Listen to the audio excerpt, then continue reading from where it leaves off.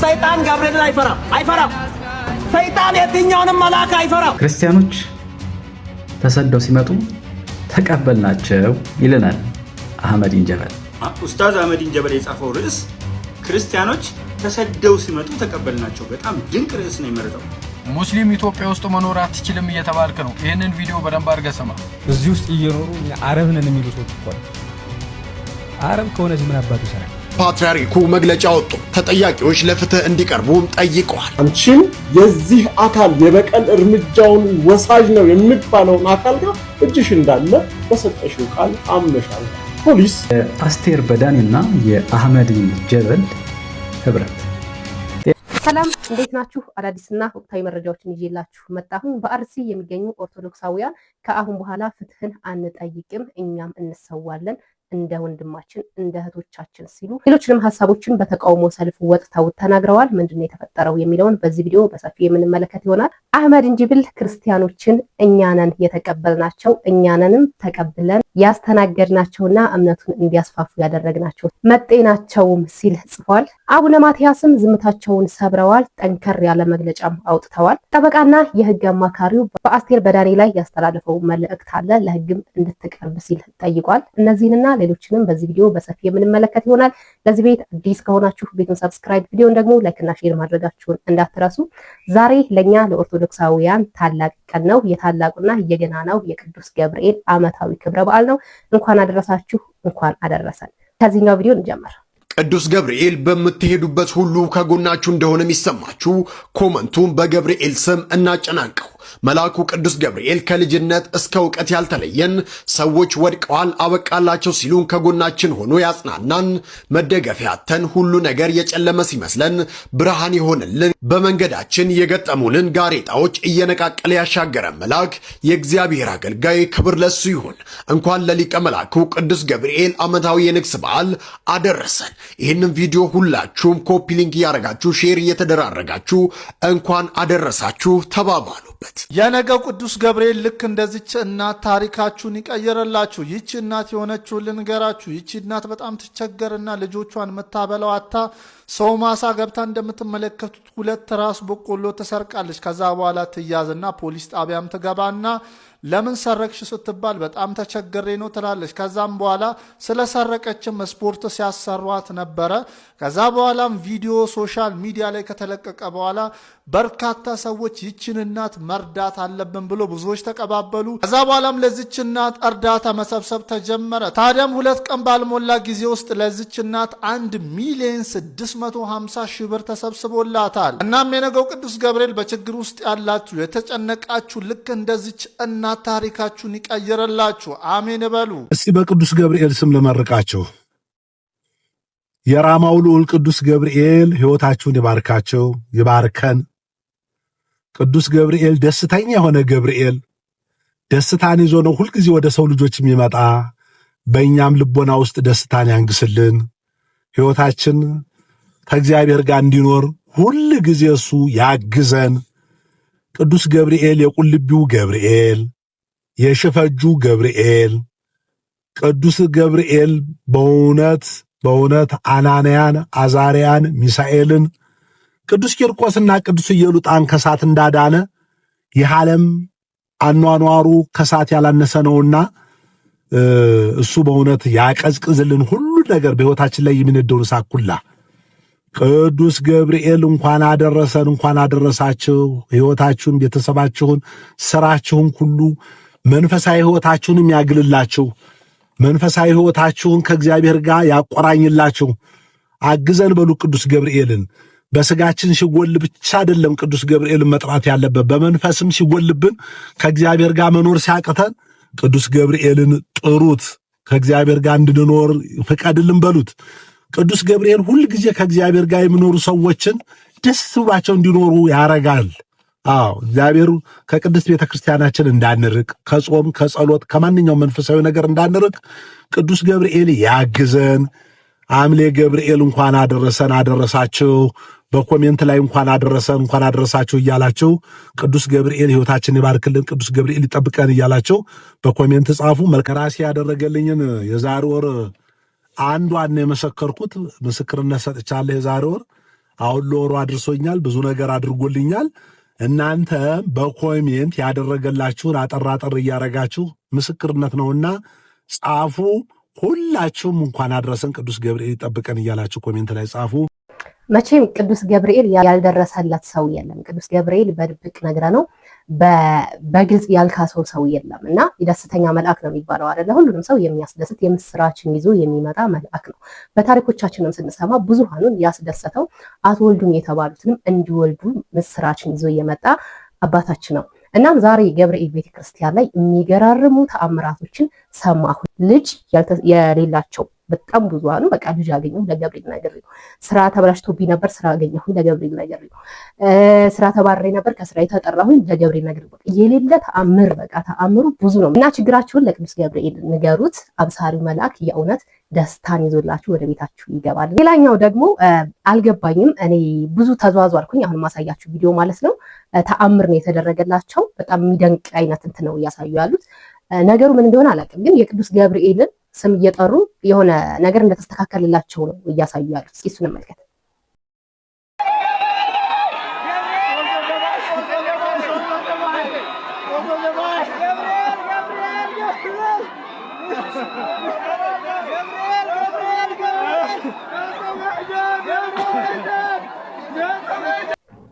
ይህንን ቪዲዮ ስመለከት እንደሰማችሁት የቅዱስ ገብርኤል ስም እየጠሩ ቅዱስ ገብርኤል የማይቻል ነገር እንደቻለ ወይም እንዳስቻላቸው እንደተደረገላቸው የሚያሳየው ቪዲዮ እና ኮሜንት እንትን ለማድረግ ፈለኩ። ኢቭን መጠየኩኝ ምናምን መልስ የለም። ግን እንደው ቅዱስ ገብርኤል ማድረግ ስለሚችል የነሱን ፊሊንግ ወይም የነሱ ደስታቸውን የገለጹበት ነገር ስለተመቸኝ አምጥቼዋለሁ ማለት ነው። ጉድ ሳይሰማ መስከረም አይጠባም አይደለም የሚባለው። ይሄን ደግሞ ሰምተን እስኪ እንመለስ። ሰይጣን ገብርኤልን አይፈራም።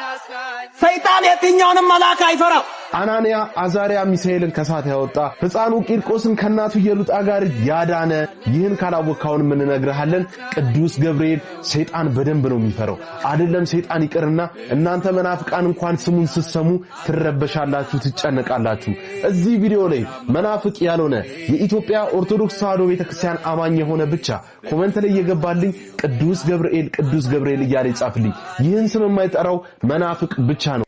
መቼም እኛ የዓመት በዓላቶችን ልናከብር በተዘጋጀን ቁጥር ታች ሰፈር እንደዚህ አይነት ሀሳብ እያመጡ የረበሹ የሚመስላቸው ወይም እኛን የሆነ ነገር ያሳጡ የሚመስላቸው ሰዎች አሉና የሚሉት ነገር አያጡም። በጣም የሚገርመኝ በቃ የሚሉት ነገር አያጡም። በየዓመቱ ለቅዱስ ገብርኤል ሊሆን ይችላል፣ ለቅዱስ ሚካኤል ሊሆን ይችላል፣ አንዳንድ ነገር እያመጡ ቃል ያደርጋሉና በጣም ነው የሚገርሙት። አሁን ደግሞ ይሄኛው ሰውዬ በዚህ ልክ እንደዚህ እያለ መጥቷል ማለት ነው። እንደው እግዚአብሔር እውነቱን ገልጦላችሁ ብርሃኑን አብርቶላችሁ እናንተ መታችሁ በብርሃኑ እንድትመላለሱ ምኞታችን ነው።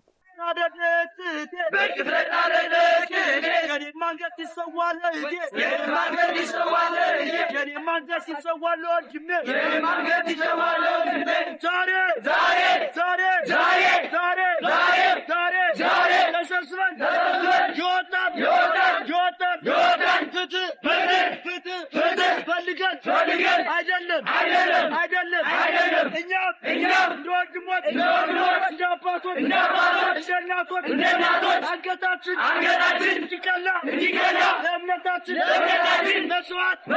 መስዋዕት ማተብ በደማችን ለማኖር ስማችን ለማጻፍ በታሪክ ስንክሳር ሊቢያ ቀይ ባህር እንደተቀሉት አባት ወንድሞቻችን ታሪክ እንዲዘክረን ነው ፍትህ ፈልገን አይደለም እስከ መቼ ፍትህ እየተባለ ስለ ፍትህ እየተባለ ደማችን በባዶ ሜዳ እየፈሰሰ ይቀራል።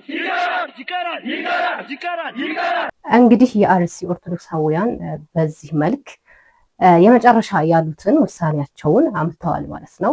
ከዚህ በኋላ ፍትህ አንጠይቅም። ምክንያቱም እስከዛሬ ተጠየቀ፣ እስከዛሬ ጮህ እንደው አሜሪካ ድረስ የደረሰውን ጉዳይ እንኳን ታስታውሳላችሁ አይደል? በቃ አሁን ቢያንስ የተወሰነ ነገር ይኖራል ብለን አሜሪካ ድረስ የደረሰው ጉዳያቸው እንኳን በእኛው ሰዎች እንዲቀር ተደርጓልና በቃ ከዚህ በኋላ ፍትህ አንጠይቅም፣ ስማችንን በታሪክ መዝገብ ላይ ጻፉልን ሲሉ ነው የተናገሩት። እግዚአብሔር አምላክ እሱ ራሱ ፍርዱን ካላመጣ በስተቀር እሱ ራሱ ፍትህን ካልሰጠ በስተቀር አሁን ላይ እያየነ ያለው አይደለም ለነሱ ፍትህ መስጠት ይቅርና በሞታቸው እየተላገጠባቸው እጃቸው ነው ያገኙት። ድሮ የነሱ ቤተሰቦች ወይም የነሱ ሃይማኖት የሰራው ነገር አለ እየተባለ እየተላገጠብን ነው ያለውና እግዚአብሔር እሱ ራሱ ምሕረቱን ይላል። ይህንን ከሚሉት ውስጥ አንዷ አስቴር በዳኔ ነች። ትናንት በሰራሁት ቪዲዮ ተመልክተናል ምን እንዳለች። ያ ቪዲዮ ደግሞ ያሁን እንዳልሆነ ነግሬያችኋለሁ። አሁን ላይ ቫይራል ወጣ። የእጃቸውን ያገኙት የዘሩት ነው እየለቀሙ ያሉት ያለችው ቪዲዮ ያሁን አይደለም። ምክንያቱም እኔ ያን ቪዲዮ ዩቲዩብ ከመጀመሪያ በፊት አይቼዋለሁ። ይህንን ስትናገር ማለት ነው። ያው ይህንን ስትናገር ሰምቻታለሁ ወይም ቪዲዮውን አይቼዋለሁኝና አሁን ላይ እኛ ሳንሆን እሷ የዘራችውን እያጨደች ነው ማለት ነው። ምን አለች መሰላችሁ? ይህንን የተናገርኩት የዛሬ 3 ዓመት ነው። የዛሬ 3 ዓመት የተናገርኩትን አምጥተው አሁን እንደ አጀንዳ እየተነጋገሩበት ነው ብላ ፌስቡክ ላይ ለጠፈች። ይቅርታ ከማለት በላይ ሰው ብዙ ሰው አላመነም እሷ ተናግራለች ብሎ ማለት ነው። ግን እሷ ራሷ እንደዚህ ብላ የዛሬ 3 ዓመት የተናገርኩትን አምጥተው መነጋገሪያ እያረጉት ነው ብላ ትክክለኛ እንደሆነች እውነታውን እንደሆነና አሁን ላይ እኛ መነጋገሪያ ስላደረግ ነው እኛን እየወቀሰች ትገኛለች ማለት ነው። እና እህቴ አንቺ ራስሽ የዘራሽውን ታጭጃለሽ። የተናገርሻትን ነገር በሙሉ እያንዳንዷን ዋጋ ትከፍያለሽ። በሷ ላይ እንግዲህ ጋበቃ አያሌው ምን እንዳለ እንስማው። የአስቴር በዳኔና ኦርቶዶክሳዊ ጥላቻን እንዲሁም ደግሞ የአንድ ብሔርን ጥላቻ መሰረት ያደረገ ንግግር ከህግ አንጻር እንመዝነዋለን። ጠበቃና የህግ አማካሪ አያሌው ቢታኔ ነኝ።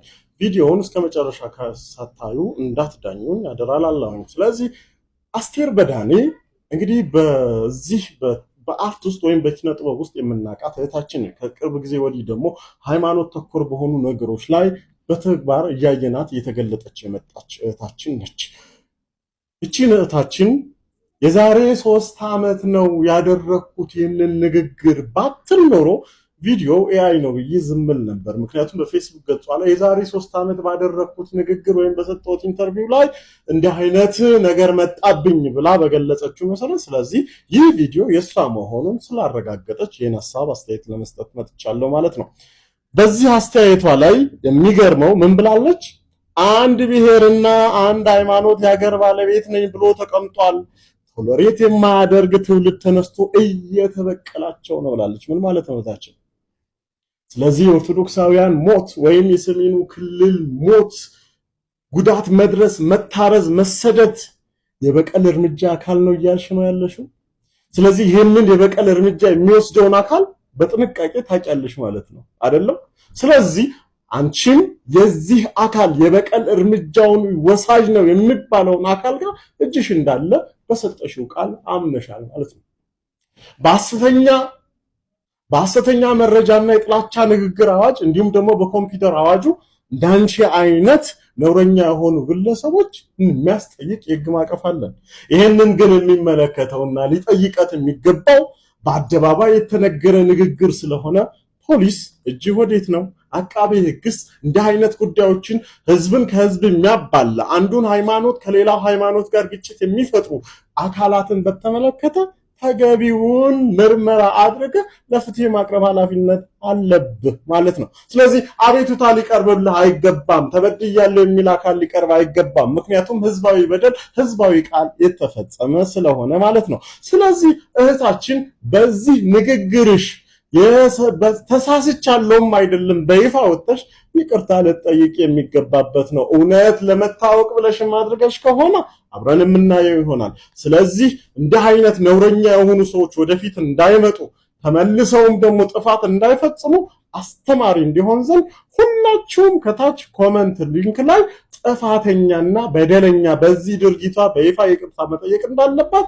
ኮመንት ላይ እየጻፋችሁ እንዲሁም ደግሞ የሚመለከተው አካል ፖሊስ፣ አቃቤ ሕግ ተገቢውን እርምጃ ወስዶ ፍትህ እንዲያሰፍን ጥያቄ እንድታቀርቡ መልእክቴን አስተላልፋለሁ። ለብዙዎች እንዲደርስ ኮፒ ሊንክ፣ ሼር፣ ፖስት ማድረግ አትርሱ።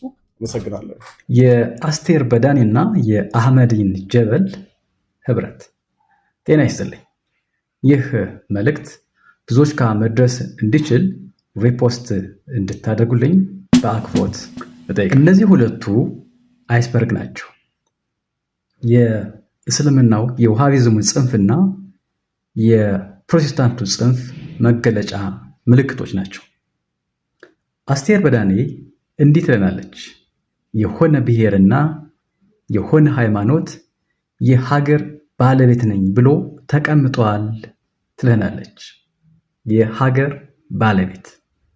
ታዲያ የሀገር ባለቤት መሆን ያፈናቅላል፣ ያስገድላል፣ ያሰድዳል? ጥያቄ አለን። ሴትየዋ ትቀጥልና ቶለሬት የማያደርግ ትውልድ ተነስቶ እየተበቀላቸው ነው ትለናለች። ኦርቶዶክሱንና አማራውን ቶለሬት የማያደርግ ትዕግስት የሌለው ትውልድ ተነስቶ እየተበቀላቸው ነው በማለት በውስጥ ያለ እርካታዋን ደግሞ ይቀጥል ይገባል የሚል አንድምታ ያለውን ሐሳብ ታጋራ። አስቴር የዘሩትን እያጨዱ ነው ትለናለች። በእርግጥ ኦርቶዶክስ እነዚህ ሁለቱ አማራ የዘራው ምንድን ነው? እያጨደ ያለውስ ምንድን ነው ብለን እንጠይቃለን። ሀገር ያወቀው ፀሐይ የሞቀው ሀቅ ቢኖር ኦርቶዶክስና አማራ ሀገር በመስራት ዳር ድንበር በመጠበቅ የሚታወቁ በተለይ ኢትዮጵያ የምትባለውን ሀገር ሶፍትዌሯን በመስራት የቀን መቁጠሪያ፣ ግብርና፣ ፍልስፍና፣ መድኃኒት ቅመማ፣ አስትሮኖሚ፣ ሌሎቹን ጉዳዮች ሳንጠቅስ እነዚህ ሁለቱ ማንነቶች ከፊት የሚሰለፉ ናቸው። ታዲያ ያጨሩት ይህንን ነው። በሌላ ክንፍ ደግሞ የዋሃቢዝም የእስልምናው ጽንፍ ደግሞ እንዲህ ይለናል። ክርስቲያኖች ተሰደው ሲመጡ ተቀበልናቸው ይለናል አህመዲን ጀበል። አህመዲን ጀበል ልክ እንደ እስልምና እንደ ፕሮቴስታንት ክርስትናም በስደት ወደ ኢትዮጵያ እንደመጣ በጎላ የማያውቀውን የኬልቄዶንን ጉባኤ በመጥራት በመጥቀስ ክርስትና በዚያ መንገድ ወደ ኢትዮጵያ መጣ ይለናል። በእርግጥ ቅን አእምሮ የሌለው ሰው የክርስትናን አመጣጥ ሊናገር አይችልም። ስለ ኢትዮጵያዊው ጃንደረባ ባኮስ ሊዘክር ሊመሰክር አይችልም። በነገራችን ላይ ክርስትና ኢትዮጵያ ውስጥ ከክርስትና በፊት ነበረ። ማለቴ አምልኮተ እግዚአብሔር በኦሪትም በሐዲስም ክርስትናን አምልኮተ እግዚአብሔርን በመፈጸም የምትታወቅ ድንቅ ሀገር ናት። ታዲያ የእነዚህ ሰዎች ህልም ወይም ቅዠት ምንድን ነው የሚል ሀሳብ እናንሳ። ጽንፍ የረገጡት የፕሮቴስታንቱም የሆኑ ጽንፍ የረገጡት የእስልምና በተለይ ደግሞ በውሃቢዝም የሚገለጹት ወገኖች ምኞታቸው አዲሲቱን ኢትዮጵያ መመስረት ነው። በእነሱ ህልምና ቅዠት መሰረት አዲሲቱ ኢትዮጵያ ከኦርቶዶክስና ከአማራው የተፋታች ወይንም ደግሞ በእነሱ አገላለጽ ነፃ የወጣች ኢትዮጵያን መፍጠር መመስረት ነው። ይህ ግን ህልም ነው የሚሆነው። ይህ ግን ቅዠት ነው ሊሆን የሚችል። ኦርቶዶክስ ሀገር ናት። ኦርቶዶክስ ተቋም ናት። ሀቅ ነው። የዚችን ሀገር ውሳጣዊ ኑባሬ ሶፍትዌሯን ገንብታ ያስረከበች ይቺ ሀገር ነች።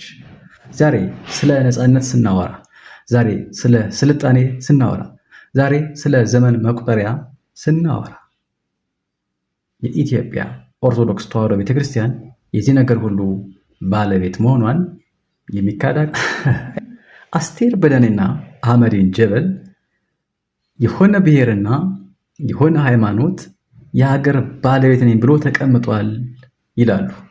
በእርግጥ ይህ ሀቅ ነው። ከኦርቶዶክሱና ከአማራው በላይ የሀገር ባለቤት ተብሎ ሊጠራ የሚችል ማን አለ? ይህንን ሊያስረዱን ይገባል። ይህንን ሊሞግቱን በእርግጥ ይገባል። እስልምና ያልነበረባት ኢትዮጵያ ነበረች። ፕሮቴስታንት ያልነበረባት ኢትዮጵያ ነበረች። ክርስትና ወይም አምልኮተ እግዚአብሔር ያልነበረባት ኢትዮጵያ ግን አልነበረችም። ባለቤት መባሉ ይሄው ነው። እንዲህ ያለውን ሀቅ ልንሽረው ልንክደው አንችልም። ሁለቱን ባንድ ያቆማቸው ሀገራቸው ላይ ኢትዮጵያ ላይ ክርስትና ላይ ያላቸው ጥላቻ ያላቸው ተቃርኖ ነው። ከዚህ ያለፈ ግን ስር ያለው ነገር ይዘው የሚከራከሩ የሚናገሩ አይደለም። በጣም የሚገርመው ፓርት ደግሞ የእሷን እንዳለ ይሁንና ይሄኛው ሰውዬ ማለት ነው ክርስቲያንን ወይም ክርስቲያኖችን እኛንን በሀገራችን የተቀበልናቸው ተሰደው ሲመጡ አስተናግደናቸዋል መጤ ናቸው ይለናል ማለት ነው። በጣም የገረመኝ ደግሞ የታሪክ አዋቂ ነኝ ወይም የታሪክ መምህር ነኝ ብሎ ያሰበው ሰውዬ ይህንን ሀሳቡ መደገፉ ነው። ይሄ ሰውዬው የተናገረው ትክክል ነው ይላል የታሪክ መምህር ወይም ታሪክ አውቃለሁ የሚለው ሰው ማለት ነው። ትክክል ነው አህመዲ እያለ እየደገፈው በአደባባይ ይሰማል ማለት ነው። ክርስቲያኖች ተሰደው ሲመጡ ተቀበልናቸው ይላል ርዕሱ። ኡስታዝ አህመዲን ጀበል የጻፈው ርዕስ ክርስቲያኖች ተሰደው ሲመጡ ተቀበልናቸው። በጣም ድንቅ ርዕስ ነው የመረጠው። ማን ተሰደው አለ? ክርስቲያኖች። እነማን ተቀበልናቸው? እኛ ኢትዮጵያውያን። እንዴት ደስ ይላል! ክርስቲያኖች ተሰደው ሲመጡ ተቀበልናቸው እና በአህመዲን ጀበል ካለ በኋላ እኛ ኢትዮጵያውያን ከጥንት ጀምሮ የተለያዩ እምነት ተከታዮች ነበርን። ከመካከለኛው ምስራቅ በቅድሚያ የአይሁድ እምነት ተከታዮች፣ ያው እዚህ ጋር መካከለኛው ምስራቅ ወይም ቅርብ ምስራቅ ልንለው እንችላለን። የአይሁድ እምነት ተከታዮች ወደኛ ተሰደው ሲመጡ በእንግድነት ተቀበልናቸው። እውነት ነው። አያችሁ፣ የአይሁድ እምነት ይከተሉ የነበሩ ሰዎች ወደ ኢትዮጵያ ተሰደው ሲመጡ ተቀበልናቸው። እነርሱም እምነቱን መስበክ ጀመሩ። ከኛም ውስጥ ጥቂቶች የተቀበልናቸው 100% እውነት። በቃ ይሄ ነው የተያዘው። ሊሆንም የተፈለገው እንዲሆንም የተደረገው አዲስቷ ኢትዮጵያ ይቺ ነች፣ ከኦርቶዶክስ ውጪ የሆነች ማለት ነውና በዛም በሉ በዚህም በሉ አታክ እየተደረገች ያለችው ይቺ ኦርቶዶክስ ቤተክርስቲያን ነች። ይህንን ነገር ይናገሩትና በማህበረሰቡ ዘንድ ተደማጭነት እንዲኖረው በማህበረሰቡ ዘንድ እንዲለመድ ነው የሚደረገው። አይታችሁ ከሆነ አሁን ላይ የሚደረገው ነገር የሆነ ነገር ይነገራል፣ ያ ነገር በቃ እንደ ኖርማል እንትን እያወራሉ ምናምን ኖርማል ሆኖ ይመጣል ማለት ነው። ስለዚህ እነዚህ ሁለት ሰዎችም ሰውየው እንግዲህ በስነ ስርዓት ነው የጻፈው፣ መጤ ናቸው ያለን ማለት ነው። ባጎረስኩ እጄን ተነከስኩ ነው የሚባለው አይደለ? እንግዲህ ኢትዮጵያ የክርስቲያን ሀገር ነች፣ የኦርቶዶክስ የክርስቲያን ሀገር ነች እያልን ክርስቲያኖች የሚሳደዱባት፣ ክርስቲያኖች መጤ ናቸው እየተባለ የሚወራባት ሆናለች ማለት ነው። ይሄ እኮ ነው ታሪክ። አሁን እንደዚህ እያለ እየተዛባ ይቀመጣል። ይሄ ሰው ይጽፋል፣ ሌላ ሰውን በተመሳሳይ እንደዚህ ይጽፋል። ታሪክ ይበረዛል ወይም የታሪክ ብረዛ ነው እየተያዘው። ያ ደግሞ ለምን ይጠቅማል ከተባለ የምትፈለገው ኢትዮጵያ እንድትመጣ ስለሚያግዛቸው ማለት ነው። በጣም በሚገርም ሁኔታ ደግሞ የምክክር ጉባኤው ላይ እነዚህ ሁለት ሰዎች አሉበት ማለት ነው። እነዚህ ናቸው እንግዲህ ተመካክረው ኢትዮጵያን ወደ ተሻለ ነገር የሚያሻገሩት። ታዲያ ይህ የምክክር ጉባኤ ማን እናያዘው? ምንድነው ዓላማው? አጀንዳው ምንድነው? የምክክር ጉባኤው የሚለውን ደግሞ አሁንም በድጋሚ ጠበቃችን በዚህ መልክ አብራርቶታል። እሱን እንመልከት።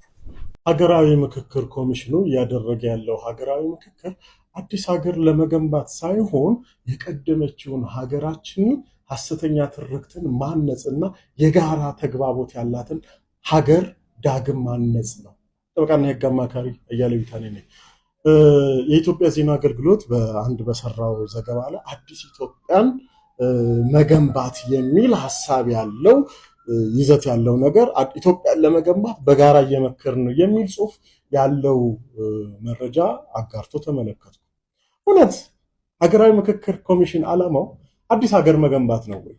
እንዴትስ ነው ቀድሞ ያለን ሀገር የተገነባን ያለቀለትን ሀገር እንዴት አድርገ ነው እንደ አዲስ ልትገነባ የሚችለው? የዚህ አይነት የዘገባ አሰራሮች በሀገራዊ ምክክር ኮሚሽኑ ሂደት ላይ ጥርጣሬ እንዳያጭርና ዓላማውን እንዳይስት ጥብቅ የሆነ ጥንቃቄ ሊደረግ ይገባል ብዬ አስባለሁ። ምክንያቱም አዲስ ሀገር የመገንባት ዓላማን አንግቦ እየተንቀሳቀሰ ያለ አካል የለም። ያለው የቀደመችውን ኢትዮጵያ በሐሰተኛ ትርክት ላይ መሰረት አድርጎ ያለመግባባቶቻችንን እያሰፋ ያለው ነገር የማነጽ ስራ ነው እየተሰራ ያለው እንጂ አዲስ ሀገር አትገነባ። ተገንብታ ያለቀች ሀገር ነች። ነገር ግን ስህተቶችን ምን እናደርጋለን? ያለመግባባት ምክንያት እየሆኑ ያሉትን በዘር የማባላት በሃይማኖት ክፍፍል እንዲመጣ እየተደረጉ ያሉትን ብሔርተኝነት፣ ጽንፈኝነት መሰል የሆነ ሐሰተኛ ነገሮችን ማስታረቅ ነው ይህ ዓላማ። እችን አገር በጋራ መግባባት ላይ ምን ማድረግ ማስቀጠል እንጂ አዲስ የምትገነባ ሀገር የለችንም። ያለቀላት ተሰርታ ያለቀች ከጥንት ጀምሮ የ3000 ዘመን ዓመት በላይ ታሪክ ያላት ሀገር ነች ያለችን። ስለዚህ በተሳሳተ መልኩ የኢትዮጵያ ዜና አገልግሎት ድርጅት የገለጠው መንገድ ስህተት ስለሆነ ሊታረም ይገባል ማለት ነው። ከዚህ ጋር በተያያዘ እኔ ምክር ሐሳቤ የህግ ባለሙያዎች ቱባ የሆኑ ሰዎች በጉዳዩ ላይ ትችት መስጠት የሚችሉ ሰዎች ምንም እንኳን የምክክሩ አካል ባይሆኑ የሂደቱን ትክክለኛነት እየገባን መታዘብ የምንችልበት መንገድ በቀጣዩ ጊዜያት ይመቻቻል ብለን ተስፋ እናደርጋለን። ውጭ ሆነን ብቻ ከምንተች ውስጥ ገብተንም አይተን ሂደቱን እየተረዳን የሀገራዊ መግባባት ውጤቱ እስከምን ድረስ ነው የሚለውን ነገር ለማየት እንድንችል ያደርጋል ብዬ ተስፋ አድርጋለሁ። ይህ መልእክት ለሚመለከተው አካል እንዲደርስና እናንተም ደግሞ በዚህ ጉዳይ ላይ የገዳሙን ጥቃት በተመለከተ ፓትርያርኩ መግለጫ ወጡ። ተጠያቂዎች ለፍትህ እንዲቀርቡም ጠይቀዋል። ብፁዕ ወቅዱስ አቡነ ማትያስ በመግለጫቸው በጥቃቱ የመናንያን መነኮሳት ሕይወት በግፍ መጥፋቱን በርካቶች መቁሰላቸውንና በገዳሙና በንዋየ ቅድሳቱ ላይ ውድመት መድረሱን ከሀገረ ስብከቱ መግለጫ በከፍተኛ ሐዘን መስማታቸውን ገልጸዋል። ቅዱስ ፓትርያርኩ እንዳሉት የጸሎት፣ የትምህርት፣ የሰላምና የመንፈሳዊ እሴት ማዕከል የሆኑት ገዳማት መጠበቅ የአንድ ሃይማኖት ጉዳይ ብቻ ሳይሆን የሰው ልጅ ክብርን፣ የሕግ የበላይነትንና የሀገር ሰላምን የማስጠበቅ ኃላፊነት ያላቸው በየደረጃው የሚገኙ ባለስልጣናትና የሕግ አስከባሪ አካላትን የሚመለከታቸው ጉዳይ መሆኑን አስገንዝበዋል። አሰቃቂውን ጥቃት የፈጸሙ ተጠያቂዎች ለፍትህ እንዲቀርቡ፣ ሌሎች ገዳማትና አድባራት ደህንነታቸው እንዲጠበቅና ለተጎዱትም ተገቢው ድጋፍ እንዲደረግላቸው ጥሪ አቅርበዋል። ያው ቤተክርስቲያን ይፈርሳል፣ ቤተክርስቲያን ይገነባል፣ ቤተክርስቲያን ትቀጠላለች፣ ቤተክርስቲያን ትሰራለች። ሁሌም እንደዚህ እያለ ነው የሚቀጥለው። ጠላቶቻችን ናቸው ብለን የምናስባቸው ሰዎች እንዳሉ ሆኖ አሁን ደግሞ ሰምታችኋል አይደለ? በድሮውን ነው የተደበደበው ገዳም። ሰው ይጠብቁናል ብለን ያሰብናቸው ሰዎች ደግሞ ጭራሽ ጥቃት ፈጻሚዎች ናቸውና ወደ ማን ነው የሚጮኸው? ወደ ማን ነው ጸአቤት የሚባለው? በእርግጥ መግለጫው ጥሩ ነው፣ ግን እንደው እስከ መቼ ነው እንደዚህ ብለን የሚቀጥለው? አሳሳቢ ነው። ሙስሊም ኢትዮጵያ ውስጥ መኖር አትችልም እየተባልክ ነው። ይህንን ቪዲዮ በደንብ አድርገህ ስማ። እዚህ ውስጥ እየኖሩ እኛ አረብ ነን የሚሉ ሰዎች እኮ አሉ። አረብ ከሆነ እዚህ ምን አባቱ ይሰራል? አይሄድም። እንግዲህ ይህንን ግለሰብ በስልጤ ዞን ቂልጦ አካባቢ ላይ ያላችሁ የእስልምና እምነት ተከታዮች አብዛኞቻችሁ ታውቁታላችሁ ብዬ አስባለሁ። ከዚህ ቀደም በኢትዮጵያ ኦርቶዶክስ ተዋሕዶ ቤተክርስቲያን ሽፋን ውስጥ እዛ አካባቢ ላይ ህንፃ እናሰራለን በማለት ሲንቀሳቀስ የነበረ ሰው ነው። በዛ እንቅስቃሴ ውስጥ እንግዲህ የእስልምና ሃይማኖት ጠል ከነበሩ ሰዎች መካከል አንደኛና ዋነኛ ነው። እስልምናን ለማቆሸሽ በጣም ብዙ የሚተጋ ሰው ነው። እኛ ኢትዮጵያውያን ነን። የትኛውም ሃይማኖት ተከባብሮ ተዋዶ ተቻችሎ መኖር አለበት ብለን የምናስብ ሰላም ፈላጊ፣ ሰላም ናፋቂ ትውልዶች ነን። እንግዲህ የአገራችንን የሰላም ገጽታ ለማጥፋት ቀን በቀን በሃይማኖት ሽፋን ላይ የሚሰሩት የፖለቲካ አጀንዳ ከዚህ ቀደም እንደነገርኳችሁ ገዳም እናስተዋውቃለን፣ ገዳምን እንረዳለን በማለት የሚሰበስቡት ገንዘብ በሰሜኑ አካባቢ ላይ ያለን ጦርነት እንደሚደግፍ ከዚህ ቀደም ቪዲዮ ሰርቼላችኋለሁ። አብዛኞቻችሁም እንዳያችሁ ተስፋ አደርጋለሁ። እንደነዚህ አይነት ግለሰቦች እንግዲህ በኢትዮጵያ ኦርቶዶክስ ተዋሕዶ ቤተክርስቲያን ውስጥ ተቀምጠው ፖለቲካቸው ነው እየደወሩ ያሉት። እንግዲህ አሁን እየመጡ ያሉት በሌላ አንችል ሲሉ በሃይማኖት በኩል ነው፣ እስልምናን ለማጠልሸት ነው። እንግዲህ ሲልጤና አካባቢ ላይ ያላችሁ ሰዎች በደንብ ታውቁታላችሁ ብዬ አስባለሁ፣ ስራውንም ገጹንም። ስለዚህ እንደነዚህ አይነት ሰዎችን አሳልፈን ለህግ በመስጠት የሀገራችንን ሰላም ማስጠበቅ አለብን ብዬ አምናለሁ። ቀጣይ ማስረጃዎችን በቀጣይ ቪዲዮዎች ይዤ ቀርባለሁ። ይህም ቪዲዮ በደንብ ኮፒ እንደነኝ ባለ ተከሳሽ ዝም ሲል ተበዳይ ምንድነው የሚባለው? ተበዳይ ዝም ሲል ተከሳሽ ይሆናል ይባላል። በመጀመሪያ አንተ ማነህ? ይሄ ሰውዬ መቼም ታውቁታላችሁ። አንተ ምን ሞራል ኑሮህ ነው እንደዚህ ለማውራት? ራሱ የመጀመሪያው አንድን ሃይማኖት ከአንድ ሃይማኖት እንዲጋጭ የምታደርገው ዋነኛው አንተ ነህ። ስሙ ማን ነው የሚለው? ዲያቆን አቤል አይደል? ዲያቆን አቤል ነው፣ ግን ፕሮቴስታንት ነው። ፕሮቴስታንት ሆኖ ቤተክርስቲያን ይሄዳል። ነጠላ ለብሶ በስነ ስርዓት ቤተክርስቲያን ይገባል። እዛ ሄዶ የፕሮቴስታንትን እንትን ይሰብካል። የነሱ ስብከት ማለት ነው። ማን ነው ሲጀመር ሃይማኖትን ከሃይማኖት እያጣላ ያለው? የትኛው ሞራል ነው ያለህ አንተ ሲጀመር እንደዚህ በለመናገር? ሲቀጥል ደግሞ ይሄ ልጅ ማን ነው ሎዛ ሚዲያ የሚያቀርበው ሰውዬ ማለት ነው። ከዚህ በፊት በኮሚሽን ምናምን ስለሚለው ጉዳይ ሁላችንም ሀሳብ አስተያየት ሰጥተንበታል። ነገር ግን እዚህኛው ላይ ስለ ልጅቷ የተናገረው ነገር ላይ ግን የእውነት ነው የምላችሁ ምንም አይነት አድሎ የለበትም። እንደውም በጣም ገለልተኛ ሆኖ ለመስራት ነው ሲሰራ የነበረው። እሱ ላይ በደንብ ቪዲዮ ማየት ትችላላችሁ። ሌላኛው አረብ ነን ይላሉ፣ ከፈለጉ አረብ ይሄዱ ነው ያለው። ይሄ ደግሞ ትክክል ነው። አንድ ሰው ኢትዮጵያዊ ዜግነት እያለው የሌላ ሀገር ነኝ ካለ መሄድ ነው ያለበት። ምን ይሰራል እዚህ ተቀምጦ? ሰው ይችን ነገር ተናገረ ብሎ ሙስሊሞች በጣም ብዙ ነገር ብለዋል። እነሱ መምጣት አልፈልግም፣ ግን በጣም ያበሳጨው ይሄኛው ሰውዬ ነው። ለነሱ ተቆርቋሪ መስሎ ከዛ ማንን ደጋግሞ ይጠራል? ስልጤ ይላል። ስልጤ ላይ ያላችሁ እያለ ደጋግሞ ልክ ምን እንትን እንዲያደርግ እንደፈለገ ማለት ነው። ኢንቴንሽኑ ምን እንደሆነ እዚህ ያታራሉ። ስልጤ ላይ ያላችሁ ሙስሊሞች ደጋግሞ ምን እየተካሄደ እንዳለ ደግሞ እናውቃለን አይደል? ሰው ምን አይነት መርዝ እየረጨ እንዳለ መጠየቅ ካለበት በህግ የእውነት ይሄ ልጅ ሳይጠየቅ ሌላ ሰው ራሱ መጠየቅ የለበትም። መጀመሪያ መጠየቅ ያለበት ወደ ህግ መቅረብ ያለበት ይሄ ሰው ነው። እኛን መቼ ምንም አታመጡም የፈለኩት ማድረግ እችላለሁ ብሎ ነው እንደዚህ እየሆነ ያለው። እኛን ተመሳስሎ ቤተ መቅደሳችን ውስጥ እየገባ ቤተክርስቲያን ውስጥ እየገባ ገዳማቶች እየሄደ ግን ፕሮቴስታንት ነው። ይሄ ሰው በህግ ሳይጠየቅ ጭራሹ ደግሞ ይባስ ብሎ እሱ ጠያቂ ሆነ ማለት ነው። ያሳዝናል። ፕሮግራማችን ይህንን ይመስል ነበረ። በፕሮግራማችን እንዳተረፋችሁበት አልጠራጠርም። በሌላ በአዲስ ቪዲዮ ተመልሼ እስከምመጣ ድረስ ለዚህ ቤት አዲስ ከሆናችሁ ቤቱን ሰብስክራይብ፣ ቪዲዮን ደግሞ ላይክ እና ሼር ማድረጋችሁን እንዳትረሱ። እግዚአብሔር አምላክ ኢትዮጵያ ሀገራችንና ኦርቶዶክስ ሃይማኖታችን ይጠብቅልን። ቸር ቆዩ።